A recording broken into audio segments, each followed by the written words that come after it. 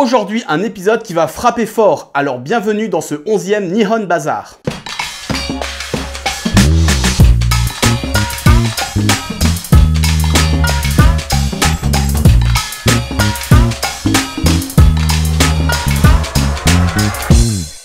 Taiko désigne en japonais un tambour.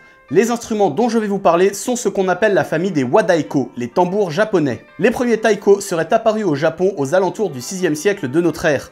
Importés depuis la Corée et la Chine, ils étaient principalement utilisés à des fins de communication ou de fête. Mais il existe une origine plus mythologique du taiko, où Amaterasu, la déesse du soleil, en colère contre son frère Susanoo, dieu de la tempête, s'enferma dans une grotte, amenant avec elle la lumière, plongeant le monde dans l'obscurité. Les autres kami, très embêtés par la disparition du soleil, élaborent donc un plan pour la faire sortir. Ils placent un miroir devant la grotte, organisent un joyeux banquet, et Uzume, la divinité de la gaieté et de la bonne humeur, exécute une danse plutôt suggestive sur un tonneau. Les différents kami présents crient à Amaterasu qu'ils ont trouvé une déesse plus belle qu'elle. Jalouse, Amaterasu regarde dehors et se retrouve subjuguée par son reflet dans le miroir. Les autres kami en profitent pour fermer l'accès à la grotte pour éviter tout retour. C'est donc grâce à la danse de Uzume que serait né le taiko selon cette histoire. Ou plutôt selon internet, ayant croisé plusieurs versions pour avoir un condensé plus ou moins juste. Le taiko a traversé les âges et est passé du domaine de la communication au domaine militaire, puis a été popularisé via son utilisation dans les théâtres japonais comme instrument percussif,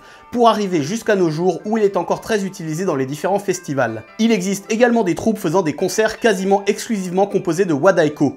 Les troupes japonaises les plus connues étant Kodo et Oedo Sukeroku Taiko. Lors d'un événement asiatico-féodal au château du Hollandsbourg situé à Winsenheim dans le Haut-Rhin, j'ai découvert une petite troupe originaire de l'Est de la France, les Kichigai Taiko. Et quoi de mieux que de leur demander de l'aide afin de présenter ces instruments? Alors, direction Belfort. Bonjour Lucie et Hervé, merci de me recevoir. Alors, qu'est-ce qui vous a amené à jouer du taiko? Bonjour Emmanuel. Bonjour Emmanuel.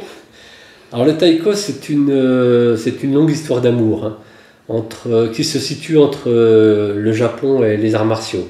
En démarrant les arts martiaux, pour ma part, dans les années 80, j'ai séjourné au Japon, où j'ai pu voir des groupes de taiko, et surtout entendre, et j'ai tout de suite percuté, le mot est fort, sur cette musique traditionnelle qui est liée au Japon, avec le Japon ancestral, le Japon ancien, et le côté physique qui se rapprocherait beaucoup plus des arts martiaux. Donc je me suis dit, en tant que musicien amateur, ce serait formidable de pouvoir lier les arts martiaux et la musique pour jouer du taiko.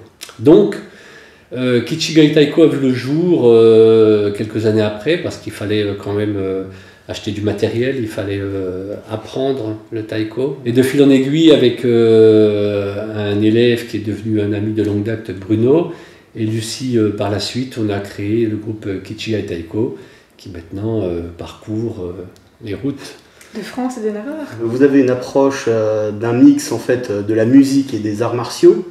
Il existe, je crois, plusieurs façons de jouer du taiko. Donc la vôtre, c'est plutôt un mélange des arts martiaux. Quels sont les autres qui existent? C'est pas juste forcément de dire qu'il y a des styles ou des façons de jouer. C'est vrai qu'il y a eu très peu de joueurs de taiko au début qui ont formé des écoles. Donc chaque joueur, en formant son école, a formé des styles un peu différents.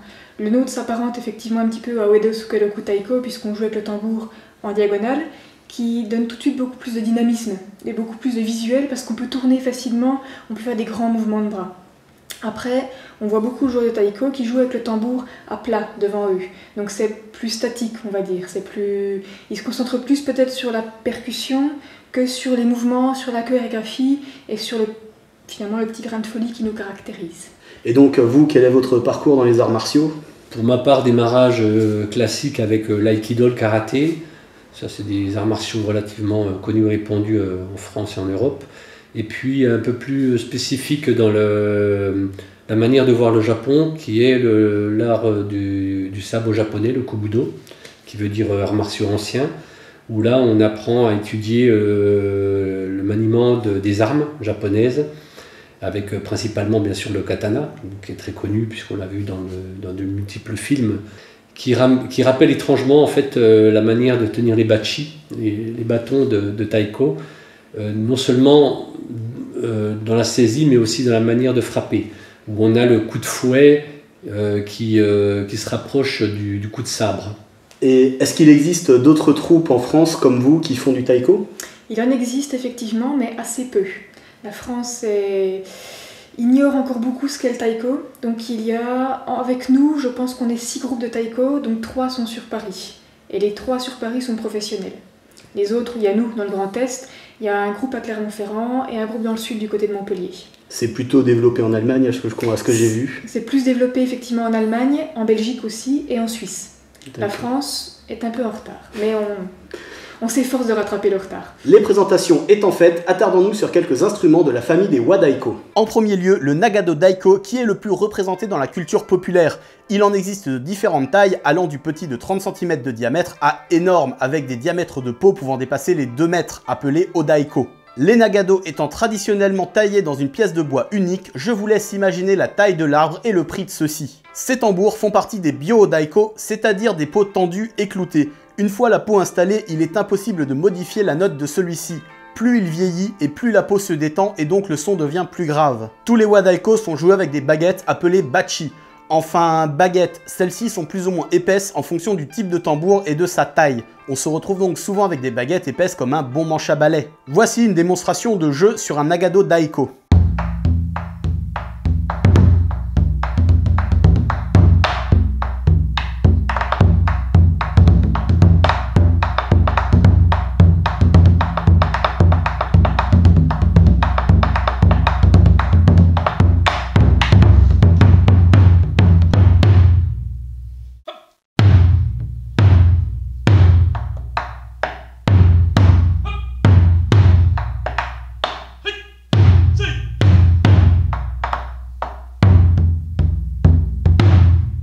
Nous passons ensuite sur la seconde famille des wadaiko, les shimedaiko, qui sont des instruments où la peau est soit tendue grâce à des cordes, soit par des tiges à écrou. Utilisé spécifiquement, le terme shimedaiko désigne la petite version de ces tambours, ayant à peu près la taille d'une caisse claire. Il se reconnaît à sa sonorité sèche et très aiguë. Démonstration.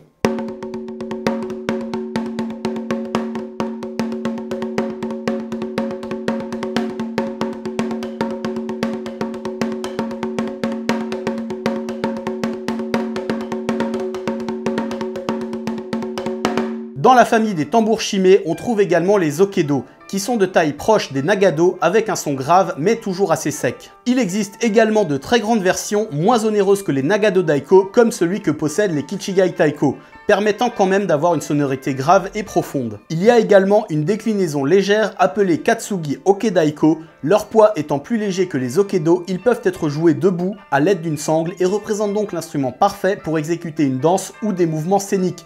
Démonstration.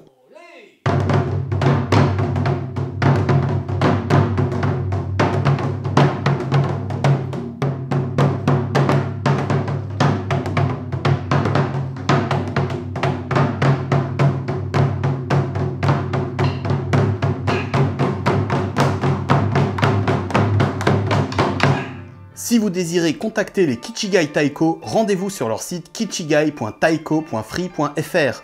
Vous retrouverez tous les moyens de les contacter ainsi que les informations sur leur prochain concert. À partir de la rentrée 2016, débutera un cours hebdomadaire qui aura lieu à la Maison des Quartiers des Forges à Belfort le mercredi de 19h à 21h. Si vous habitez un peu loin et voulez tester cet art, ils organisent 3 à 4 fois par an des stages se déroulant sur une journée entière le dimanche. J'ai participé à plusieurs d'entre eux et je peux vous dire que c'est une super expérience. Alors n'hésitez pas à suivre leur page Facebook pour être tenu au courant ou les contacter via message privé. Tous les liens et adresses se trouvent dans la description. Comme d'hab, n'hésite pas à liker et à partager cette vidéo. Pour clore cet épisode, je vais vous laisser avec un morceau des Kichigai Taiko. Sur ce, matane!